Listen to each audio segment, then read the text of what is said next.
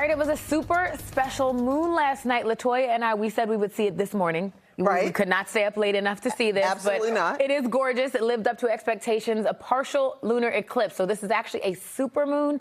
This picture taken by none other than NBC 10 photographer Mark Garfinkel. He's award-winning, and we know why. Award-winning, exactly. Around 10:22 last night, this was in Winthrop.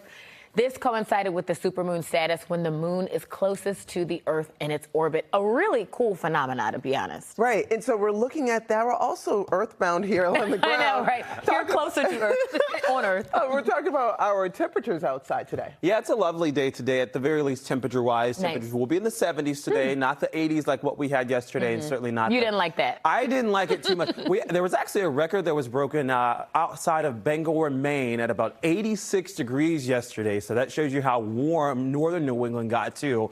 Away from the coast, of course, at the coast, most of us were in the upper 70s to low 80s. But today is not only a seasonable day, it is the last dry day. So our dry stretch of days coming to a conclusion. It's been about 27, now 28 days. Get ready, though. You'll need the umbrellas for several days with overcast skies, at the very least, almost each and every day into the weekend. And speaking of the weekend, on the tail end of the weekend, autumn air arrives in the 60s for highs. In fact, that's where some of us are at right now, at 61 degrees in Boston, 52 in Bedford, a touch warmer across Cape Cod and the islands, in the low to mid 60s as well across the interior of New England. Not looking too shabby for the morning commute, at about 60 to 65. For highs today, we're right around 74. Remember, that is near normal, but it's also the last dry day. Will be a touch warmer across the interior, perhaps 75 to 78 degrees, but nothing excessive today due to that east wind and the clouds that are on the way. The clouds tonight will really ramp up, and so does the odds or the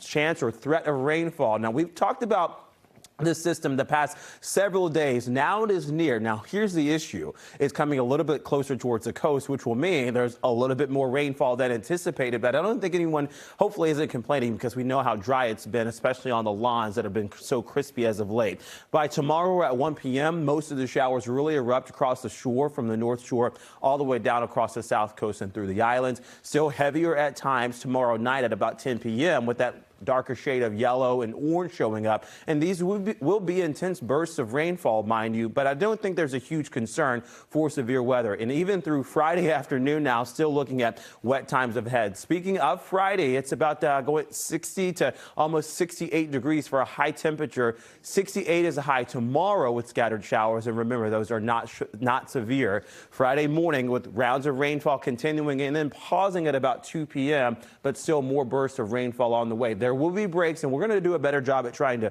time those out. But just know you're going to need the umbrellas if you plan to be outdoors Thursday, Friday, and even some of Saturday, too. Sunday, it seems like we get a decent break from the rainfall as we kick off autumn. And look at that high temperature, not a low temperature, a high of 64 degrees coming on Sunday. So the air is really changing just as the seasons are.